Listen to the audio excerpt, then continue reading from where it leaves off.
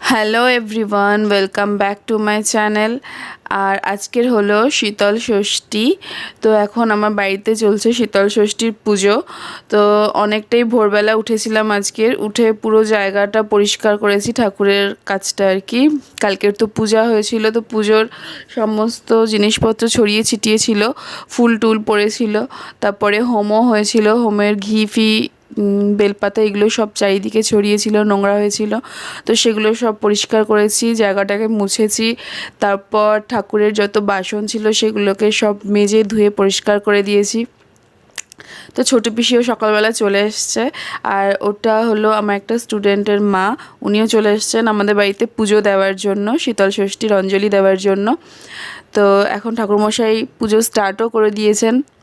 আমিও স্নান করে রেডি হয়ে এসেছি, এখন অঞ্জলি দেব।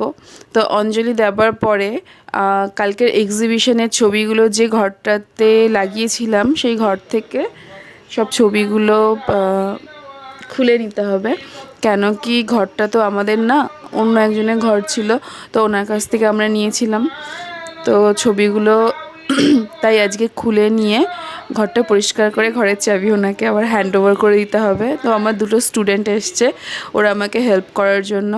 ওরা দুজন, আমি, বোন আর পিসি, আমরা সবাই মিলে ঘরটাকে পরিষ্কার করে নেব। তো তারপর হবে খাওয়া দাওয়া। তো চলুন আগে পুজোটা কমপ্লিট করে নিই, তো তারপর আপনাদের সাথে আবার কথা বলছি।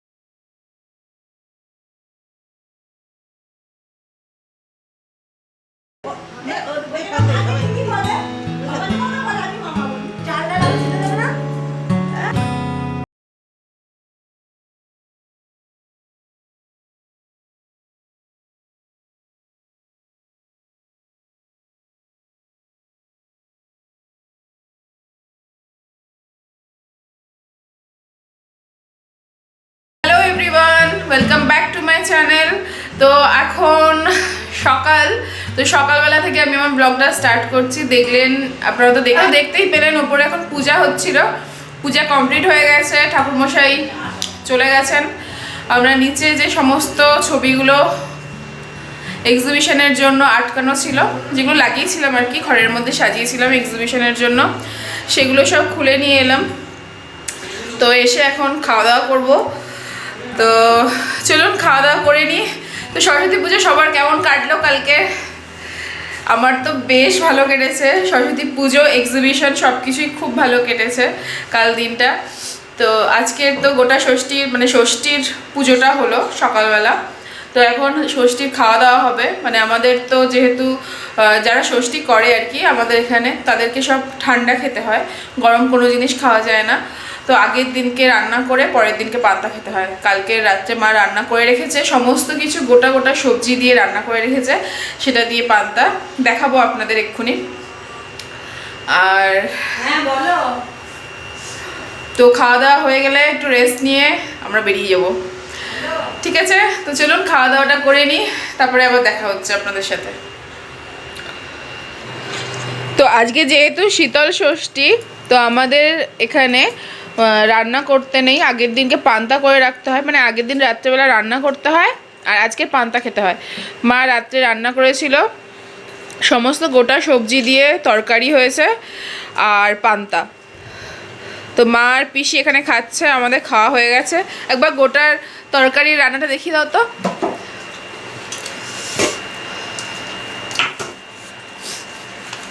এই হচ্ছে গোটা সমস্ত গোটা সবজি দিয়ে চচ্চড়ি হয়েছে, গোটা তরকারি, খুব টেস্টি হয়েছে ওটা। আর পান্তাটা হলো, আর এই হচ্ছে পান্তা।